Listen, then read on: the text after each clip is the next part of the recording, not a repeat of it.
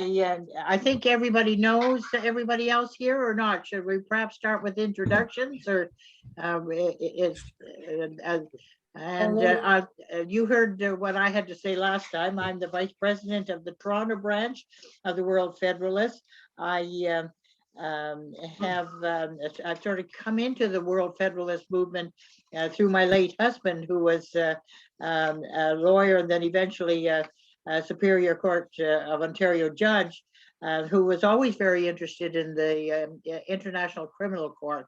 And a number of years ago, I suppose this would have been in the 80s, helped with Canadian lobbying at the UN to see that world or an international criminal court came to fruition. So I guess the Toronto branch was being revived. It sort of fell into decline there for a decade or so, and Helmut Burkhart brought it back to life about 4 or 5 years ago, was it, John, when you and I and a few others were recruited to try to pull it together, and so the rest is history. I'm still here. So that's what, and apart from World Federalists, I'm active on a few other issues. Media violence and other media issues have been something that I've worked on for many years and written on and lectured on. But I also am very concerned, as all of you are, I'm sure, otherwise you're here. Why would you be here today, about climate change and the impact that's having on us all.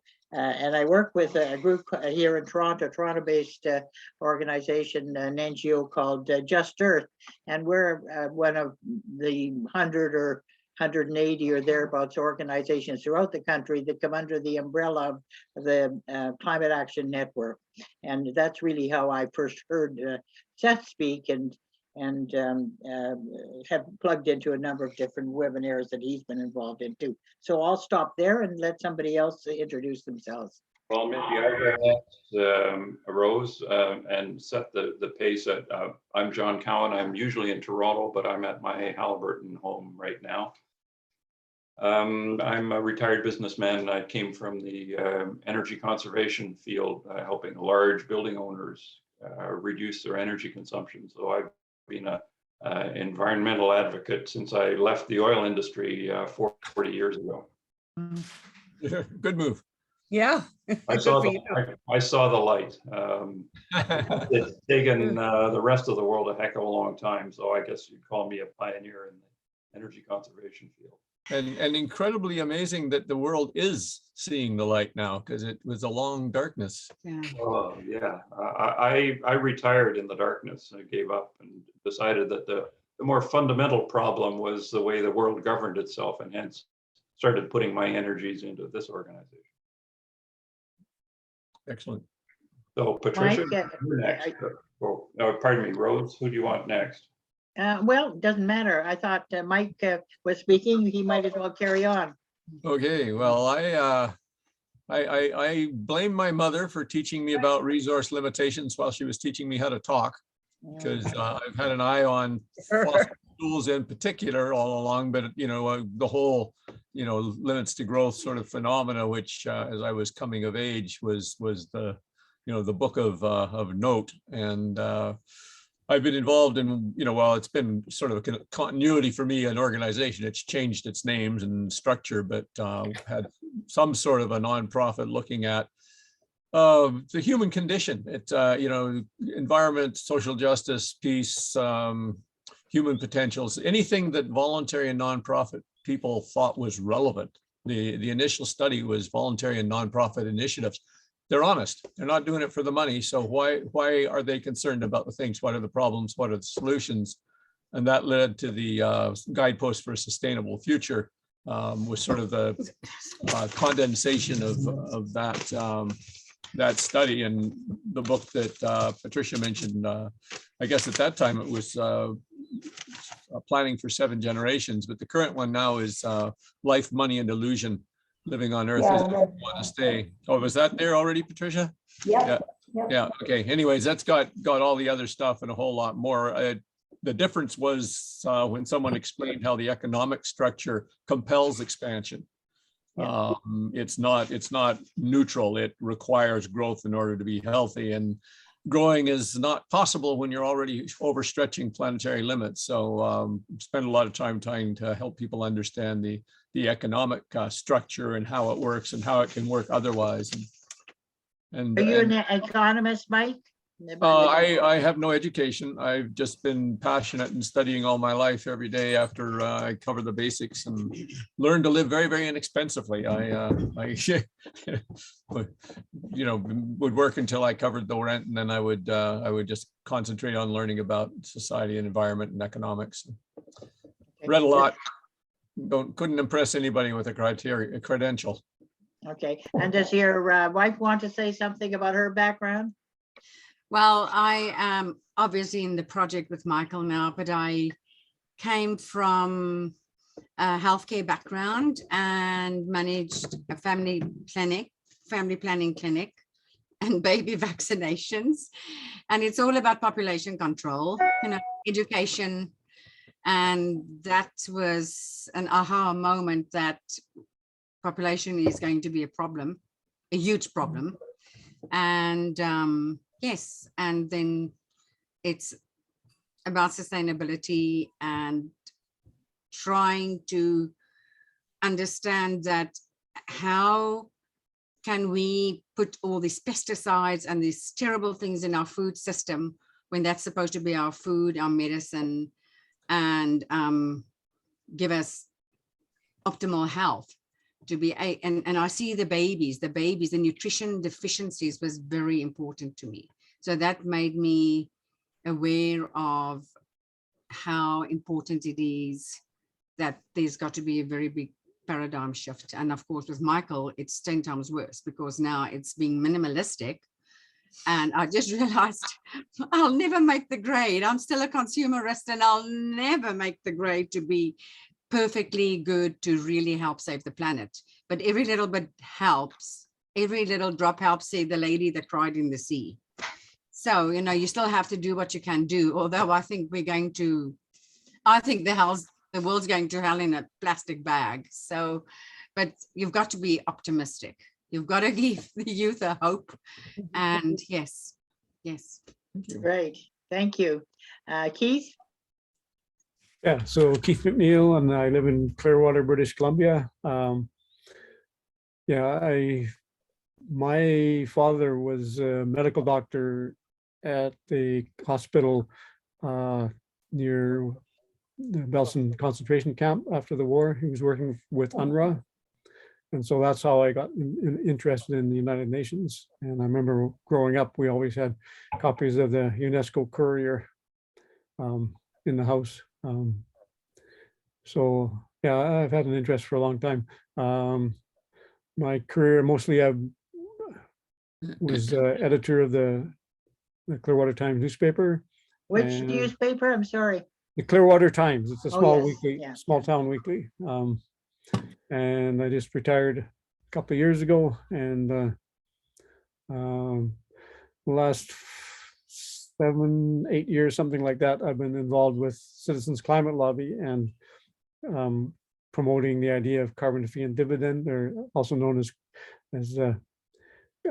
climate income, as a way to control climate change. The idea is you have a charge a fee on fossil fuels similar to a carbon tax, and then return all the money to people as equal dividends, similar to universal basic income. And so they've been working on that in Canada for quite a few years. And the federal carbon tax with its rebates is almost exactly out of the Citizens Climate Lobby playbook. And CCL is going international. They have chapters all around the world now. And so far, the focus has always been working at the national level, but I can see the day probably not too far off where they start talking about carbon fee and dividend, where all the money goes into a common pot and is distributed to everybody in the world as equal dividends. And sounds like a big idea, but I kind of think that's the only way we're going to get a handle on this climate change thing. Anyway, Thanks, Keith. that's where I'm coming from. Okay, great. Patricia? Oh, well, my first observation or beginning to understand the importance of the environment, climate change, mostly We the can't environment. see you, but Patricia, can you? Oh, Uh, oh, okay, just a sec. I'll see if I can. But your camera is working, but you're in the corner of it. We can only Oh, see- okay, okay, all right, just a sec. Here I am. There you are. And we can hear you better now too. Okay, great. So I grew up in a small one industry town in the eastern townships. My father was the vice president and general manager of a pulp and paper company. He was becoming very concerned about the effluent spewing out of the pulp mills, and wanted to do something about the improving the environment. So our family, we planted 20,000 trees, a small project that my father wanted to do for a bit of reforestation. So that was one step. The next was many years later when I just happened to become a member of the Unitarian Church of Montreal, which opened my eyes and my heart and all of the passions I had unknowingly about the environment, human rights, social justice.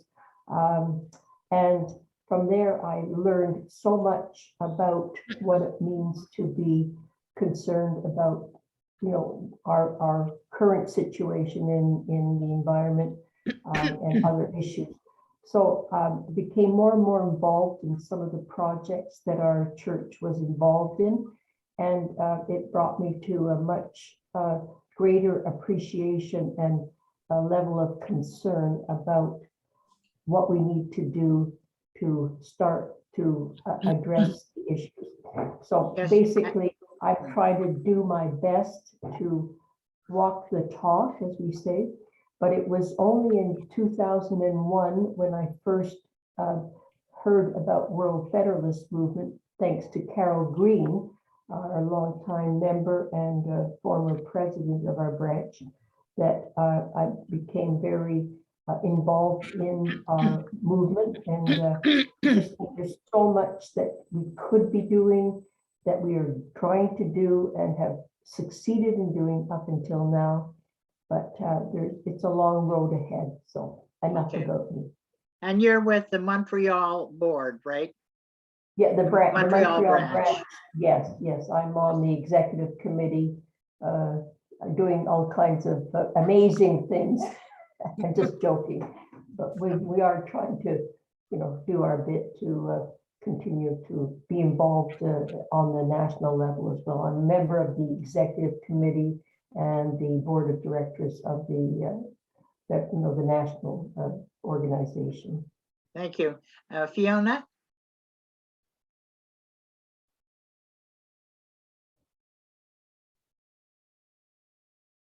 I think you're frozen, Fiona. Is there a problem with your sound?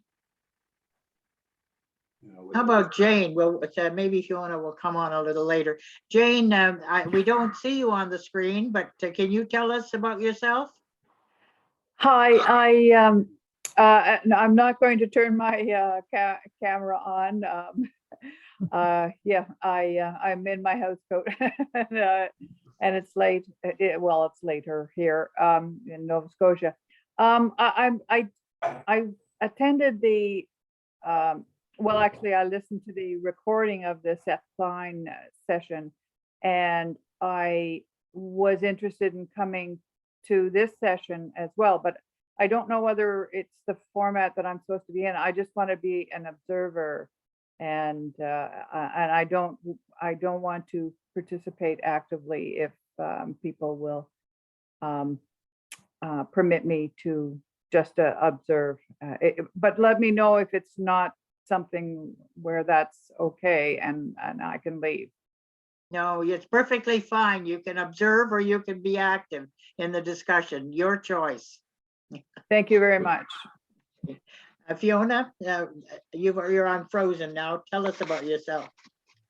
Um, I think I sort of did that at the beginning. I would like to ask you, Rose, with your late husband's interest in the ICC, can you tell me if the Canadian World Federalists have endorsed the call for an ecocide law? I'm not sure about that. That's a good question, but I can't answer that. I could try and find out. Okay, it would seem to me that it would fit very well with what I understand about World Federalists, and it's something that I've personally been very passionate about since I was fortunate enough to hear the late Polly Higgins speak about an ecocide law, which is essentially making that a sixth law like genocide, in which governments and heads of corporations and so on would be able to be called in front of the International Criminal Court for the destruction, for the ongoing destruction of environments, which obviously put humans at risk, as well as the whole environment. Yeah, it would be interesting to explore this with the Eco Justice. You're familiar with them, I'm sure. Yes, I am. They have been involved in a couple of court cases. It seems to me there's one ongoing now where the Canadian government is being challenged or sued for exploiting the environment or not taking the health costs adequately into consideration. I haven't followed it, but I get an email on it every now and then. It seems to me it's ongoing. Does anyone else know anything about it? No, I'd like to know from Fiona, is there a movement to promote, in addition to the Rome statute, for a That's crime, right. crime against the environment? Yes, there is. There was a big breakthrough last year in the late summer when there was finally an agreed upon, a consensus upon a definition of the crime of ecocide, which has been made sufficiently clear, but also sufficiently broad so that it can be brought to different states for them to endorse it. It is coming before the European Parliament for ratification. It has come to other countries in Europe, and it's not a panacea, but it's one of the many different ways, both of raising concern about the vital need to confront the climate crisis, and also about to call governments and corporations into account for their ongoing support of environment and climate destroying projects of all kinds. Well, can you link us to an organization or a website? Yeah, or something? certainly. There's a Ecocide Canada. I know if there would be any interest, that they would be very interested in presenting to you.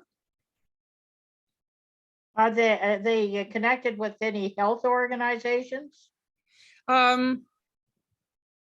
Health organizations have endorsed them, as far as I know. I would assume, I think I'm correct in saying the Canadian Association of Physicians for the Environment in particular, which is an excellent corporate association in this country that is strongly pushing the notion that human health is planetary health and the two cannot be divorced from each other.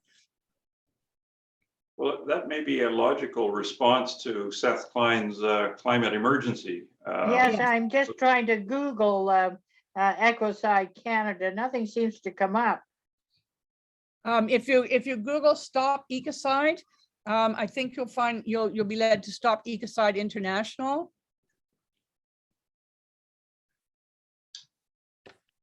Okay, well, but we may not figure it all out now, but I guess the idea here is that maybe a World Federalist can help promote that definition to be added to the Rome Statute, and then there's some process that involves a lot of countries ratifying it before it becomes agreed, just as the crime of aggression took a number of years to be added, but it's in there.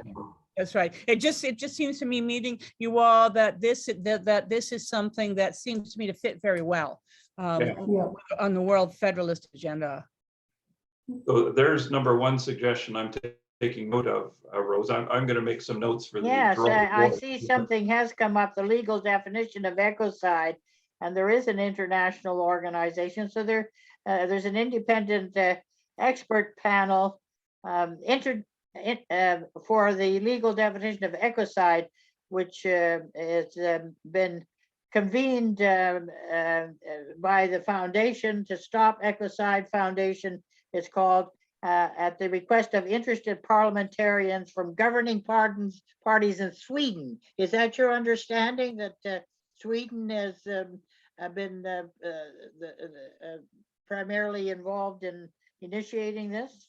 It's certainly one of the countries that is extremely interested in endorsing this, as is Belgium. Really, the founder of this movement was a barrister from the UK, Polly Higgins, who died of cancer 2 years ago and was an extraordinary champion. She said, "Who speaks for the earth?"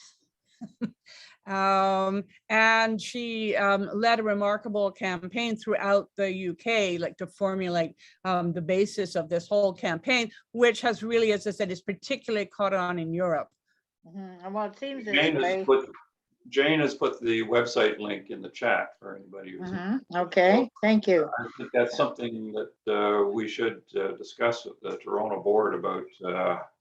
Yeah, maybe this is promoting something perhaps we could take up as a World Federalist, that exploring and amplifying the need for this kind of a law and recognition or acknowledgement of it in Canada. There's someone by the name of Jojo Mitta that comes up also. Were you familiar with her? Yes. She's chair of the Stop Ecocide Foundation and convener of a panel on the subject. That's I'm right. not sure where she's based. She took over. She was a close friend and took over at Polly Higgins' death, and she's been championing the campaign ever since. And there have been some very important and interesting webinars from Stop Ecocide International, that with participation from panelists from not only from Europe, but also from Africa and in different parts of the world. So that there is a considerable interest in this. And what I'm excited about is the fact that it appeals to it's using international law. And it's reaching out to, in Canada, people who are interested in it. Quite a number of them are environmental or international trade lawyers and so on. They're in other words, the significance of this is that it is an international. Yes, and what it says here is that according to Jojo's explanation, there's a high-level collaborative, and the work was informed by many experts, as well as a public consultation comprising of, as you say, hundreds of legal, economic, political, youth, faith, and indigenous perspectives. That's right. That sounds right to you? Yes, it does. It does. And of course, we have a particular concern here in Canada, in the fact that we are a colonial and colonizing country with a relatively large and now increasingly vocal and though diverse population of Indigenous communities and First Nations. Yeah, And we have federally and in BC supposedly signed on to our own versions of the United Nations Declaration on the Rights of Indigenous Peoples, and we are quite categorically how can I put it? We're not following those. We really aren't. Okay, well, to something you raised earlier, John, about it says here that this is the beginning of a difficult but exhilarating adventure that should only end with the introduction into the Rome Statute of the 5th crime of ecocide. Is that what you were referring to earlier? Yes. Okay, well, this warrants further explanation. There's certainly a lot of very impressive people involved in this, according to this website that I finally managed to log on to. Another, I guess the rest of you can do that as well. Now, John, another thing that you had hoped we might explore tonight was the non-proliferation of fossil fuels treaty. You're all familiar with that? I understand Montreal has just been the most recent Canadian city that signed on to it. Vancouver, Toronto, Burnaby have already signed. And everyone familiar with it, and the number of the movement worldwide to who's been signing on, something like 43 countries or cities rather worldwide, and subnational governments have signed on. Any governments signed on to it? Any federal governments or national government? Subnational is all I could get from the website, to the extent I had a chance to refresh my memory on it. There's something like over 152,737 individuals. This is if you were to Google the treaty and the endorsements so far at this point in time. And something like 2,500 scientists, academics, researchers, health institutions, representing over 100,000 doctors in South Asia alone. So it's it seems to be gathering momentum, and that's an encouraging indication. Just what it's going to accomplish, I'm not sure. Any ideas on what it will do or not do by those cities who sign on? It's, I'm sorry, Patricia, did you say that Montreal had signed on? That, well, I heard, okay, Patricia, is that your understanding? I do not know. I would check into it if you wouldn't mind waiting for me to find Yes, out, but I'm not sure. Somebody, Linda Adamson, who was very active and Yes. Oh, vocal. Claire Adamson. Yeah, Claire she, Adamson, I yes. think she Very- reported at the last Just Earth meeting that Montreal was the most recent city to sign on. I Okay, would I'll check be with her. surprised. I would think the province of Quebec might be ready to sign on, because has it not just announced a moratorium on any fossil fuel exploration in the province? Yes, Well, they have. yes. That's Yeah, that would following be the great. budget. Yeah, And that was That's their right. response to that Bay du Nord project off the Right. coast of Newfoundland. Correct. Was Mike going to tell us something about what the proposed treaty is? well, the treaty is to stop producing the stuff, stop drilling, stop making pipelines, stop investing in infrastructure, so all the investment can go to other things like, for renewable energy. Just watching what's happened in the last few months, I wish that treaty, all the progress it can possibly muster, because that's the direction we have to go in. But as soon as the fossil fuel possibilities in Europe have been cut off because of the Ukraine war, right. all of a sudden, the US is talking with Venezuela to get it starting to pump oil, right? They're willing to make a deal with Iran. They want to get the oil going. And what occurred to me is it's very much like a parent with a hungry child. We are in a civilization that grew to what it is consuming fossil fuels in great quantities. That's our diet. And, you know, Texas had the same problem. They had some dark days without much wind and they couldn't meet demand for power. And, you know, it was major freak out. The baby is hungry and the powers that be want to feed that hungry baby.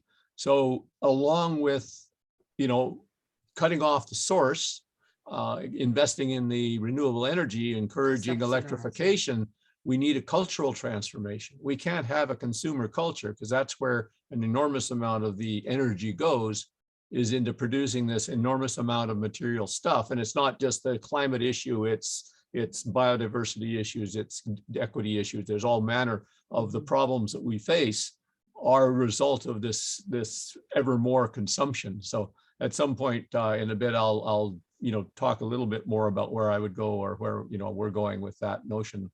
But go ahead. Help me understand a little bit more here. Any move to stop the oil industry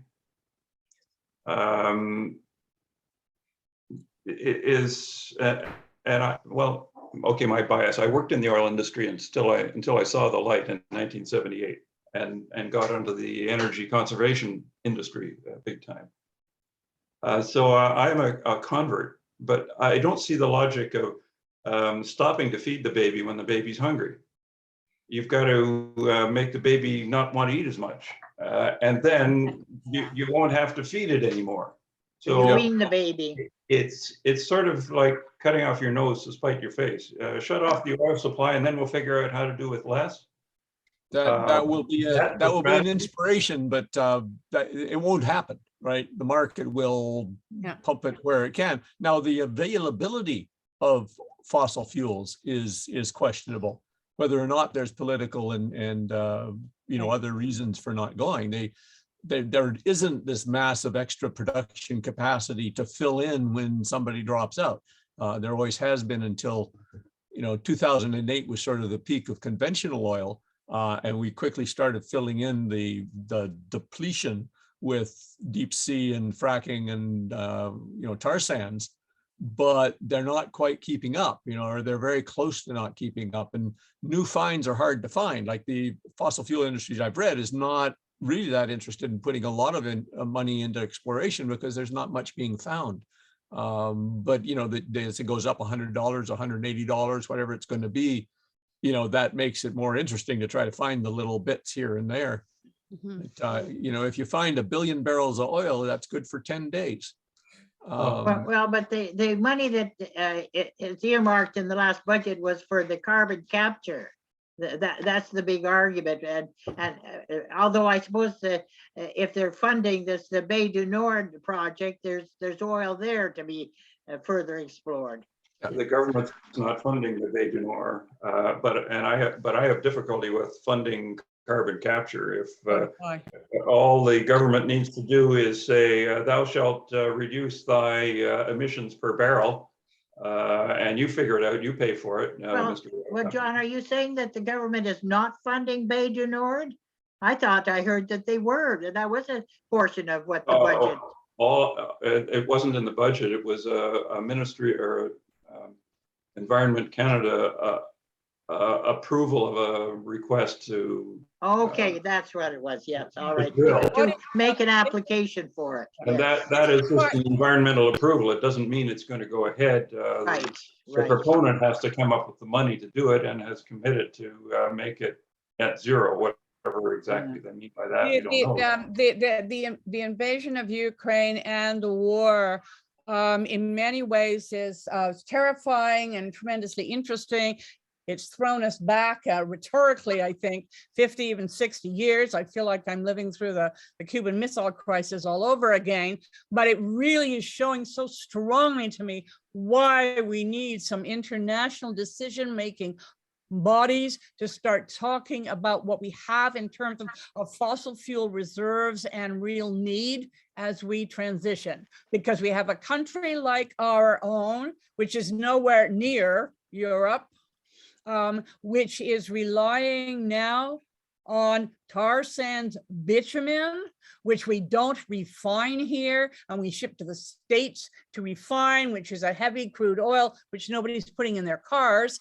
And then the government has sort of tried to suggest, Guilbeault's tried to suggest selling the Bay du Nord project. Oh, wow, you know, LNG, you know, nice frac gas, light oil. Yeah, sure. It won't come on stream until the end of this decade. Yeah, Let us well, hope we're not still fighting in Europe at the end of this decade. So in other words, what's happening is this crisis is providing a rhetorical smokescreen for governments like our own, which are in bed with the fossil fuel industry. okay, it's my understanding from what I've heard various environmental groups say is, and the IPCC and the IEA, they recently said, all fossil fuel exploration has to stop now. Okay, so if we're going to look at what Seth Klein was recommending with mobilizing Canada to meet the crises,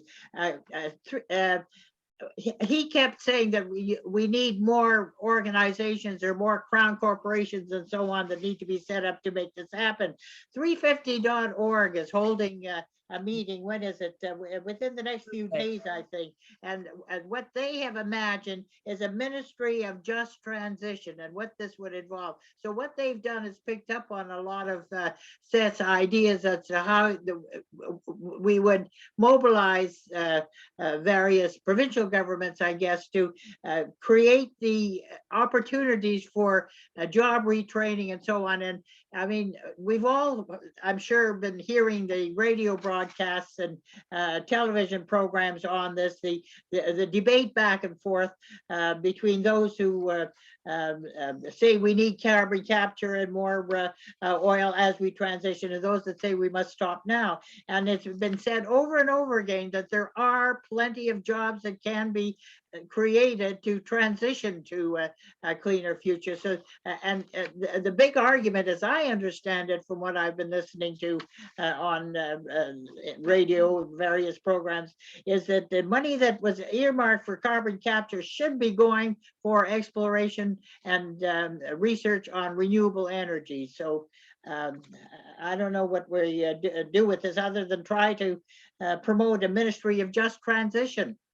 I heard in an article that came in today that was just declared today by the federal government, a ministry of just transition. I think you heard it, or you heard a dream. It was presented as a celebration of success that it had been done. Yeah, Where did you hear that, Mike? Eco Justice or one of the groups. No, it's 350.org. Yeah. That's an imaginary thing. They wish it was true. Okay, well, it sounded good, so it came through, and I will look again to see if I can see that, or if I see another reference. But it supports. I thought it was a done deal too when I read it the first time. But if you read it more carefully, it's a proposal. We wish this was what was announced, but it hasn't happened yet. And this is what is being promoted. As far as I know, Canadians have until, I think it's just the end of the month, to put forward their ideas to the government on what should be in a Just Transition Act. I was really taken aback at noon. I quite often go on the Pearson lectures, because I am by no means a liberal, but I like to know what they're thinking. And they had a webinar on just transition, and I have to say I was absolutely appalled. The panelists there, they're speaking for workers. I mean, Hassan Youssef, now a senator, former head of the CLC, was one of the people speaking to it. Also a former Liberal MP who is on the nuclear industry panel. Their whole the whole way they presented is that their members, their workers, private sector and public sector, are all demanding that they don't lose anything in a just transition. The words climate were never uttered by anybody in a whole hour. And the suggestions about transitioning involved, there was a huge push for nuclear. and working on small nuclear reactors. Yes. There was an indication that LNG is going to continue production. It was being presented as a transition fuel. I thought that idea had been blown up long ago. And this same group, the Pearson Institute, they're going to be talking with Seamus O'Regan. Yes, he's in charge of Oh, it. God, yeah.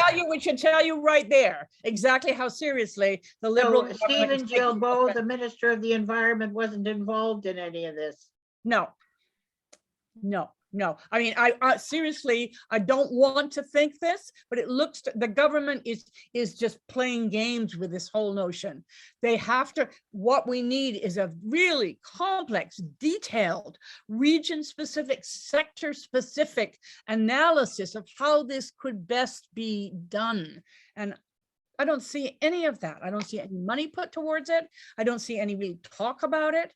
And all that we're doing is there are far too many workers in fossil fuel and other industries. To me, their union leaders haven't properly explained to them the kind of crisis that we're in.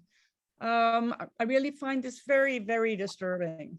Well, can we focus the discussion to the global level rather than Canada? Sure. Well, I'd just like to say something on the just transition thing, because I did see one really interesting proposal, which was you get the people to drill wells to just find a place where they need power, and you just keep on drilling. And when you get down to about 5 miles, you can pour water down and it comes up under enough pressure to run a turbine. And so they could set up little local power plants based on their drilling technology and experience.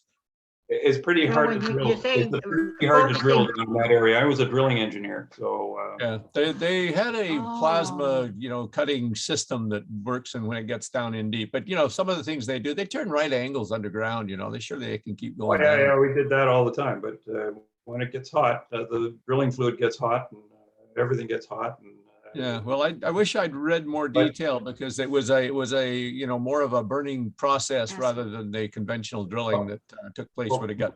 But Okay. my experience in the energy conservation field is that the first thing you do to try to balance the energy system so we get the energy services that we need is you reduce your demand. Right. Then you try to clean up the supply so that it's clean.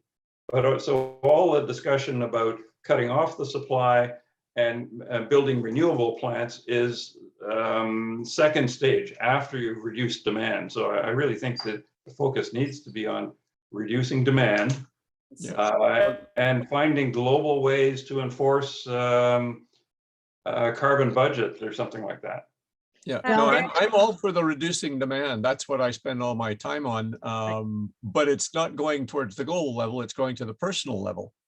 Because we're If we all do it, if we looking all at that, do it, that cultural transformation. The problem with demand is we're not just talking about individual Canadians and how we live. We're talking about the fact that we are Canada. We don't have anything except our natural resources. And, governments for the last 30 years have just sold us on that. And it is, yes, of course, we were about the international level, but we've also signed free trade deals all over the damn place, and we are counting on exporting this stuff. So we really have to look at how do we change our economy to be able to have something to sell that isn't our natural resources. Well, also, if we're going to, focusing on the global level, there's something that's coming up tomorrow. I think the Corporate Knights is going to talk about the Earth Index. And there are a number of people that will be, if world leaders are going to meet their 2030 emissions reduction target, urgent climate action is needed. G20 governments know this, which is why they set big emission reduction targets for the coming decades. Yet a glaring gap remains between emission reduction commitments and the actions needed to deliver on them. So we say this, they're going to explore the problems involved here. So what can we do? I suppose you can plug into this webinar tomorrow with various people from around the world. Well, actually, I think they're mostly Canadians who'll be talking about this Earth Index on a global level, but there's been something else that's come through into my email box anyway about China. And if we're going to think globally or try to do something on a global level, should we be discouraging Canadian businessmen from collaborating with Chinese business interests? I mean, what sort of global initiatives do you envisage, John? Well, I'm thinking of things like what Elizabeth May said that we did with the ozone hole problem and chlorofluorocarbons, where there was, in that case, a ban on the production because that was relatively easy. There were the production of CFCs and the refrigeration equipment and that kind of stuff was easy to control. But if countries didn't meet the targets that were set for them, there were trade sanctions that they could be sanctioned.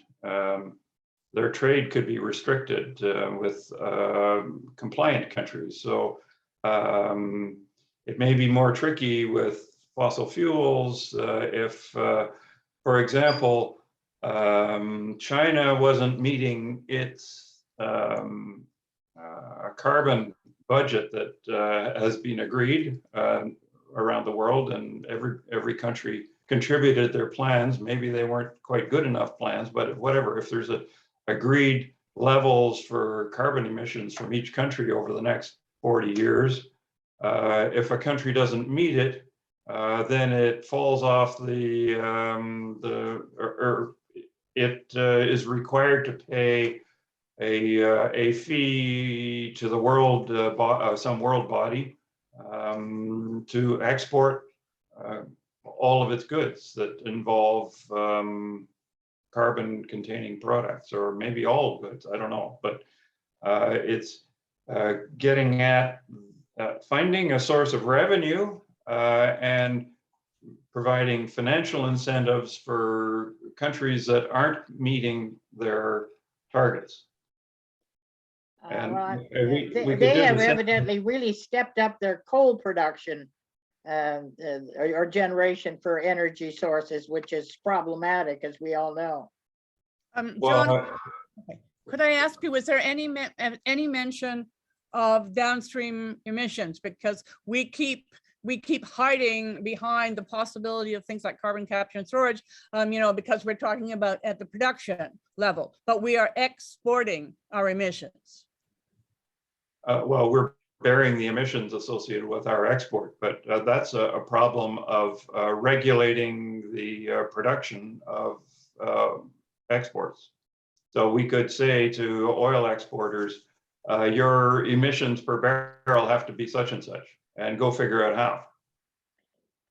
Well, that's what the Climate Accountability Act that we have passed before the last election, and most other countries in the Western world at least are passing or something similar, but how effectively they're being enforced remains to be seen. Well, the enforcement of the Climate Accountability Act is the government is required to report its emissions as to how it compared to its target, and just report and bear the brunt of whatever the public thinks about it at the next election, when there are many other issues on the table. And so that's not an incentive. Well, it's more than reporting. It seems to me there's sanctions involved as well. I think that there are going to be some penalties, aren't there? Not that I'm aware of. No. And one of the things Citizens Climate Lobby talks about is what they call border carbon adjustments. Yes. The idea is different countries would have different prices on carbon. And so if a country has a high price on carbon, then goods coming from another country with low price on carbon and no price on carbon, there would be a border carbon adjustment. There would be like a tariff put on those goods based on the amount of Yes. carbon monoxide produced in manufacturing that item. And then the same thing possibly when you're doing exports. Yeah. sort of in reverse. That's the Um, same, that's the same concept I was thinking of, and that's better expressed. That's the terminology that I was looking Right. for. Because I think Yeah. England, the United Kingdom is supposed to be best in terms of making this work. They've had a Climate Accountability Act that's been quite effective in place for a number of years. So we're behind in that sense. But we need a global climate accountability act with. Well, we do, but if at international conferences, one or two in this last year that I've monitored anyway, participated in, the conventional wisdom on the part of the experts that speak is that none of this at the international level will really work unless it's enforced first and foremost at the national level. Right. That's right. And particularly by fossil fuel producing countries like our own. Yes, that's right. And you saw the two slides that Seth brought out at the meeting, indicating that Canada is emissions have not gone down in the last 10 years. They varied ever so slightly, but they're pretty much the same as they were in 2010, despite all the talk and rhetoric about reducing them. And that when it comes to the G7 countries, we're among the worst. We'd like this worst. What I worry about is that, these Canadian mining companies go to other countries and for environmental and other reasons, they are doing more damage to the environment and to well-being for the people who work in these mines who are just trying to make a living. So I just think we've got to do more here at the national level to have these Canadian companies who do not seem to flaunt the laws of what it means to do business in an environmentally correct way. So I just don't know whether anybody has any further comments about. Well, I think that's a very good point, Patricia, because Canada has more head offices for international mining companies than I think any other country on the globe, or certainly a significant number of them. So it has to start at the head offices. That's right. And we're an international criminal. We have the worst reputation in the world in terms of our overseas mining. And we're not only mining for minerals overseas, we're also mining for gas and oil. I mean, there are LNG projects in parts of Africa and so on that are Canadian companies. So we I have to go. So we hide. I'm sorry? I have to go. Yeah, I think we're at 8 o'clock and we plan to have this discussion for about an hour, John, did we not? I didn't put a time limit on it, but Keith, do you have any final words? Well, I just point out border carbon adjustments. Dr. James Hansen, one of the leading climate scientists, and he's very strong on carbon fee and dividend. And he points out that if, say, United States and China or United States and Europe, or Europe and China, any two out of the three, brought in carbon, like an adequate carbon price through carbon fee and dividend, and then start applying border carbon adjustments, then the rest of the world would have to follow, because there's just so you need to trade with those three. So the carbon tax and the carbon cap and trade are essential in order for anything to get off the ground internationally. Is that his point and yours? Well, we don't like cap and trade. Sorry. No, I know that But, the yeah. carbon tax is But, the better way to go. Yeah, but yeah, his point was, if things get to a certain critical stage, like any two out of the three, Europe, Right. America and or China, then the rest of the world would have to follow. And then I can see a role for the United Nations. I mean, just thinking about border carbon adjustments, it sounds easy to say what the fossil fuel, like how much carbon content there is in some manufactured item. Mhm. But really, it would be very difficult to do, and you'd have to set some kind of international standards and yeah. And then if you have global carbon fee and dividend, which is what I advocate, I mean, you know, it's this old adage, no taxation without representation, and so if we're going to have a global carbon tax, then we're going to have something like the United Nations Parliamentary Assembly. And I suppose it might work a little like the talked about Tobin tax. Yeah, it does International, the same thing. a carbon, international carbon tax might be implemented along the same lines, and that still hasn't come to fruition, but it's been talked about for a couple of decades at least now. yeah, Yeah. some pretty But you heavyweight mentioned James Hansen. economists. Pardon me? Before you go, Mark, Keith, there's something I wanted to share with the group, and I'd like you to catch it before we go. When I do my presentations, and I've done, some hundreds of them, I point out that this challenge with the climate in particular is the most serious thing that the human family has ever faced. And the single most potent thing that any individual can do, that you can do, is to enjoy yourself. Because if you get your satisfaction from what you do with life instead of what you do with stuff, Yeah, then you cut out that consumer thing. And the catchphrase that we're using to spread this around is more fun, less stuff. Yeah. It's people get it, but they're always talking about, well, we need this manufacturing process to get solar and wind. And yes, we do. We need to have international cooperation to end the fossil fuel. Yeah, but that's hard to do as individuals.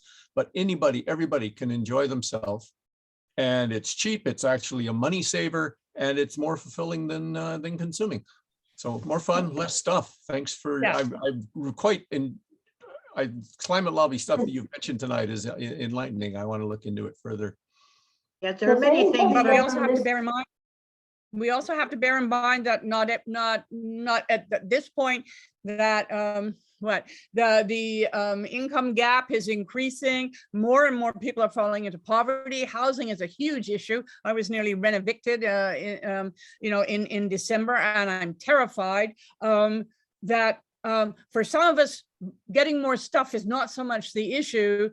It's being helped to live a more sustainable life so that we can get rid of the car and get onto public transit, which means there needs to be some. Well, someone that's been active in the peace movement, as well as working on media issues, media violence in particular, as I mentioned earlier, I've often pointed out in my presentations, Mike, that if the violent video game industry was less popular and virulent, we would have fewer mass murders. I mean, there's research demonstrating that. So we'd have a more peaceful world. And we would be happier if people weren't addicted to this stuff that poses all kinds of other mental health issues. So there's lots of ways in which we can have more fun and less stuff and be healthier for it. Yep. I would welcome a link to some of the research on that. That sounded good. Yeah. Interesting. Yes, I'd be happy to. I have your email address. I guess I could. I've written 2 books on the subject. My most recent is titled Mind Abuse, Media Violence, and it's the Threat to Democracy. Yeah. Because just marketing gonna- Black is the, Rose publishes good it. one. Black Rose are a Montreal-based publisher. Oh, Right. yeah. Yes. Rose, do you have a link for that Corporate Nights webinar that you mentioned? Sure. I can't find it on their website. I really would like to sign up for that. Okay. and Patricia's been trying to say something. Go ahead. Well, actually, I know let's say the owner or the proprietor of Black Rose book. Dimitri Rosopoulos. Oh, yeah. Yeah, exactly. We were Fantastic, part love of him. this. Yeah, we were part of the same group, Citizens for the promotion of the Ministry of Peace. But anyway, I'm just going to say another good source that I like for environmental issues is Laura Lynch's CBC Radio 1 podcast. Yes, she's very good. And talking about you know, the issue, but then also talking about some of the solutions to that particular problem. So I find that's a good source for people who want to, you know, look at some of the other ways of becoming more informed and enlightened. I'm gonna, Fiona, what is your email address? Do I have it somewhere? I'll send you. You have it, I'll put it up in the chat. Okay.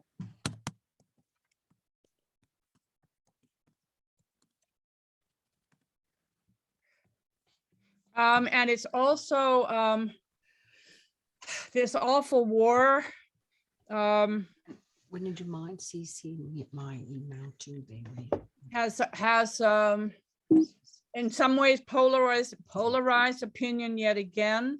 And this course has thrown us back into really turning a blind eye to further weapons production. So I mean, Lockheed Martin and so on just love this because of course we've got to put more money into this, and war is the biggest single creator of greenhouse gas emissions on the planet.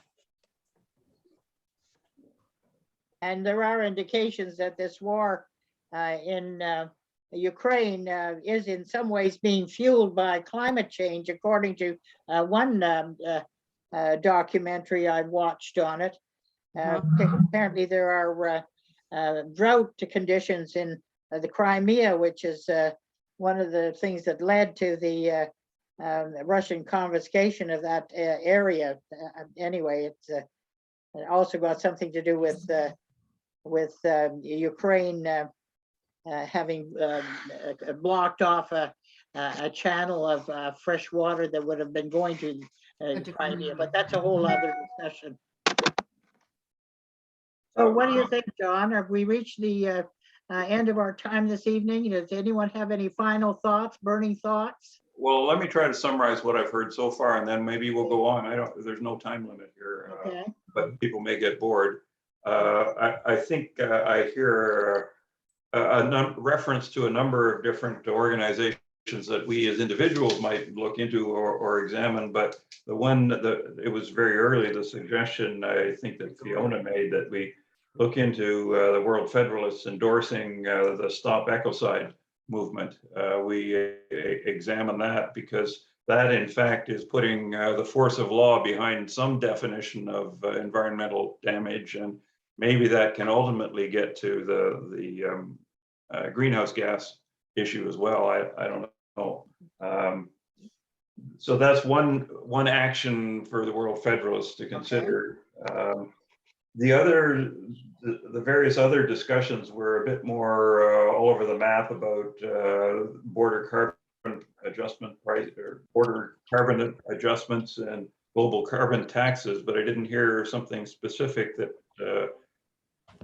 we as World Federalists maybe push, other than the references. I think it was Keith near the end, or yeah, it was Keith who mentioned that, well, if you're going to have any kind of a global sort of a tax, the whole concern about tax without representation is, or there'll be concerns that way. And so we really need the UN Parliamentary Assembly to properly represent the peoples of the world in order to support a tax on the peoples. Well, we know that we're pushing the UNPA, but we maybe need to push it harder for all the UN reform kind of things are fundamental to this stuff.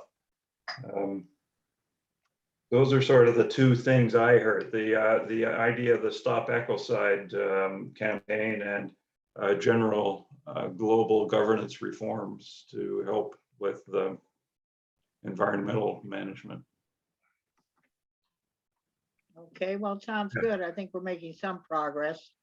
Keith mentioned a couple things on the climate lobby that they come up with that I hadn't thought of before, but I can't bring them to mind. Can anybody remember what some of those key points were? The tariff on the border. I'm sorry, would you repeat that?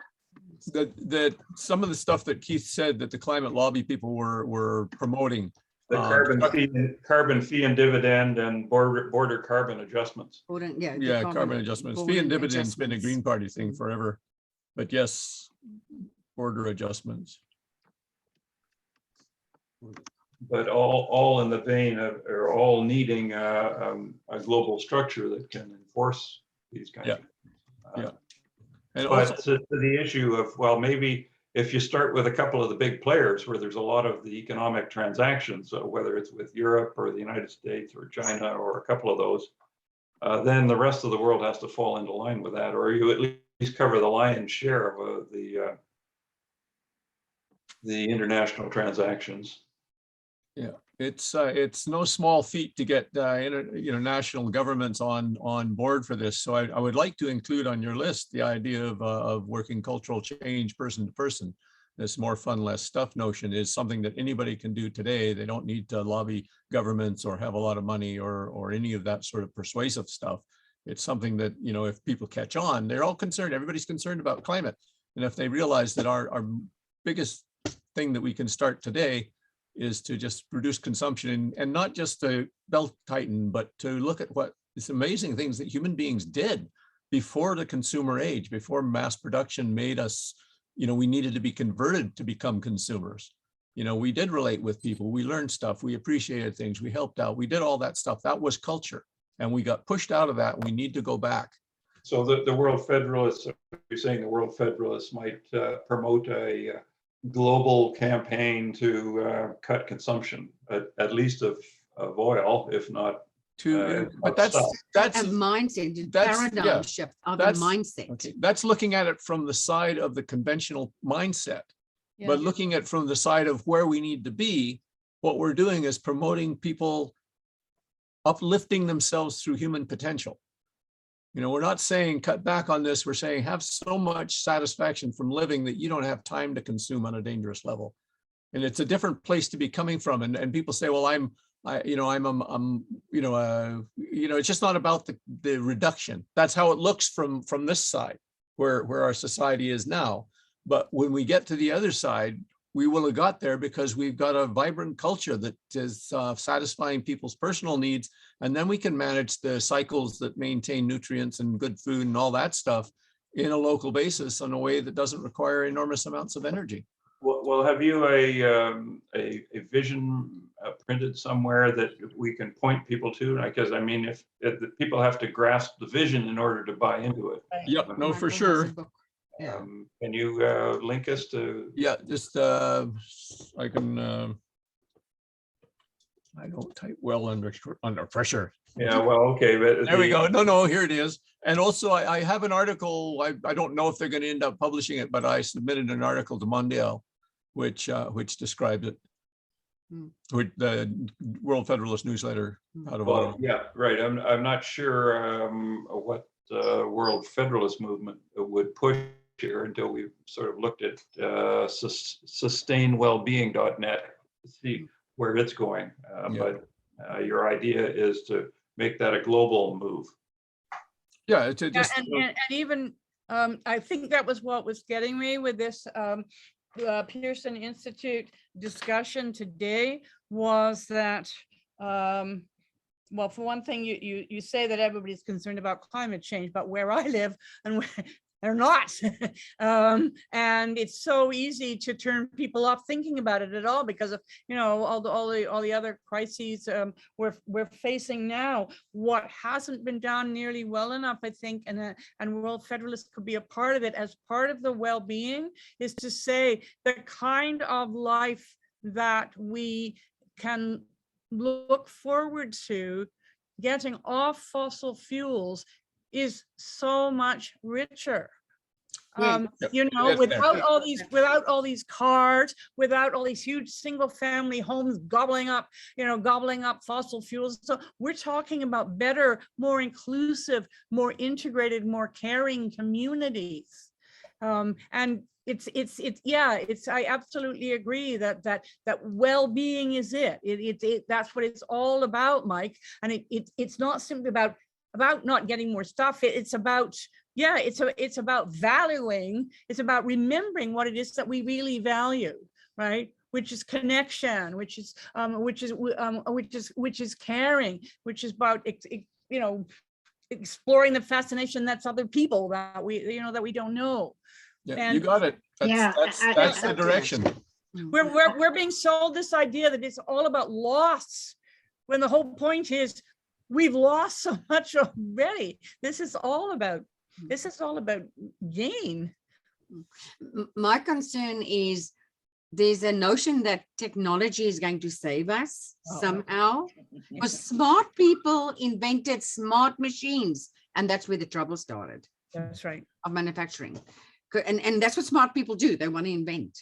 And if we can just turn that around to have responsible technologies, responsible manufacturing, because I can't see us going back to the dark ages, because that's literally what we have to do to save the planet. But it's not going to happen. The Great Reset is going to be a die of starvation before fossil fuels runs out.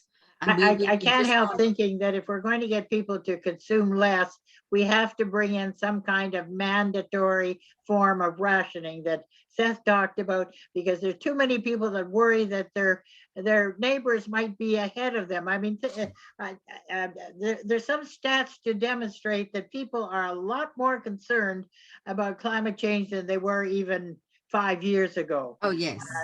And Seth and others would suggest, I'm not sure this will come to fruition in the provincial election with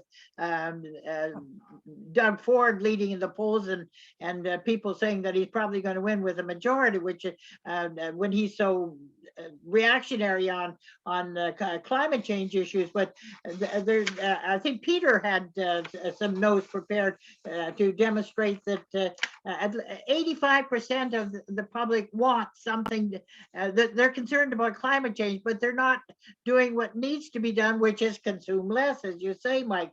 So, but are people going to do this if rationing and mandatory reductions in consumption aren't brought in? I don't see it myself. It's starting. A lot of young people get it. You know, Naomi Klein's done a lot with her books, No Logo, and because it's the fashion industry, right? Yes, well, that's fine, but look at all the young people that are turning out to Pierre Poilievre's rallies. Mhm. You know, there's a kind of individualism that we're fighting here as well, Yes. rather than a collective need to look after each other. That's another Bad sign of the times. trend. Yeah, that's and somewhat Rose, you're right. And the problem is, I think that the left, quite honestly, I think, as somebody who's been working on it for decades, has totally failed. As you know, really wonderful American writers have been saying for decades, you know, and people like Chomsky. We haven't presented an alternative that hits people here, you know. Well, on the other hand, the Correct. Green New Deal that seems to have taken off in the States, again, getting back to G7 indicators, the US is slightly better than Canada in terms of how they're performing on addressing climate change. Not much, but somewhat better. And this OAC, Alexandria Cortez, she's been the one that's been championing the Green New Deal. Now, that's sometimes regarded as an adaptation of the LEAP manifesto that Seth Klein's sister Naomi and Avi, yeah. And we can't. There is some very positive stuff happening. I've noticed in some Ontario municipalities.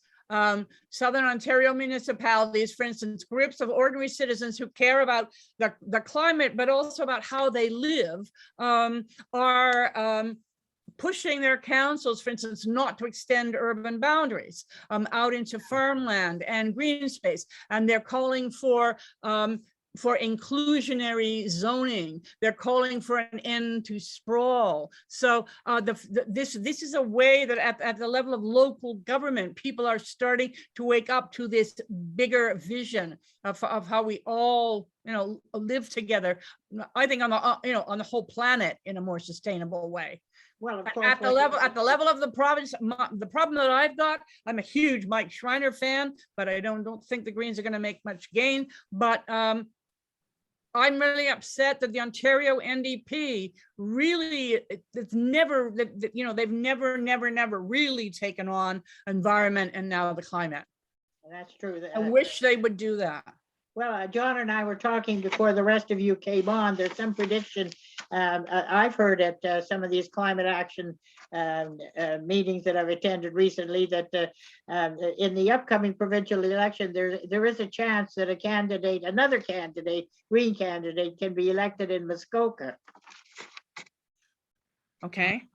Okay. I really wish Diane Sachs would win because she's just, Well, she's in my riding, and yeah, oh, she's amazing. I love her. Yeah, she is. And on this whole business of carbon capture and everything, she's got quite a bit to say on it, as you know. Yeah. Well, anyway, I think I have to sign off, John. You can carry on with the rest if you wish, but I really do have to go. So I think we've covered a lot of ground and have a number of suggestions. I will write them up and send them around to the board. Just one last thing, I don't know what we do about it, but because this is the World Federalists, and John, of course, was the one that sent me a webinar some time ago. Gordon Sachs, I think is his name, professor emeritus from one of the Alberta universities, who's quite committed Canadian nationalist, who has written and lectured extensively on the extent to which American foreign oil influences the outcome of our elections here in Canada, and the incredible amount of lobbying that goes on. So that probably will have some impact on what's happening in our provincial election. I don't know what we do about it, but I suppose it helps to be at least mindful of it. So Rose, I think the summary I write up of this that I'll send on to the board, I will copy to everybody who was on tonight. I must have. your Okay, email. thank you. Thank you. And if Thank you're you. interested in my book or anyone else, Mike, I put the name of it in the chat Thank you. Okay, don't and an log- email that you can Don't contact. There it toggle, is, don't yeah. toggle. Okay. I should point out that the chat also contains right at the very beginning a summary that one of our board members, Peter Venton, wrote up. If you look at the top of the chat, he wrote up he read Seth Klein's book and wrote about a 7 or 8 page summary. Is it? I've forgotten how long it is. He's got a 4-pager and a 15-pager. There's lots on it. I don't know. There's a Reviewing link. the various points in the book. Yes. There's a link anywhere there. I put it in our Google Drive, as well as the summary of his presentation that he gave to us a week ago. It's just a 1-pager that I think you've already seen, but just thought you should see that analysis of Seth Klein's book, because it gets into more detail than he was able to present in his short presentation. Sorry, do I have access to your Google? Chat. Yes, if you click on that link at the top in the chat, Don't you seem- should be able to get to it. It's for anybody. I don't seem to have anything before the Stop Ecocide. Don't know why, but In No, I the don't chat. either. You don't, oh, well, If you can put that in the stuff that you send to us, Yes. that would be great. Yeah, I will. Have all those links. I'll put okay, those, that would be super. Thank you. right, okay. That sounds wonderful. Well, thank you. A nice a meeting with everyone, and Great. we'll keep in touch. Great great. conversation. Great Thank you all. conversation. Agree. Thank you so much, and thank you for allowing me to do so much talking. Oh, I'm trying to be quieter in future. We It's we like your wonderful. enthusiasm. Yes, we do. we we like do. passionate people. And Wonderful, wonderful to talk to such intelligent, and informed, and compassionate people. Thank you. Have a good evening, everyone.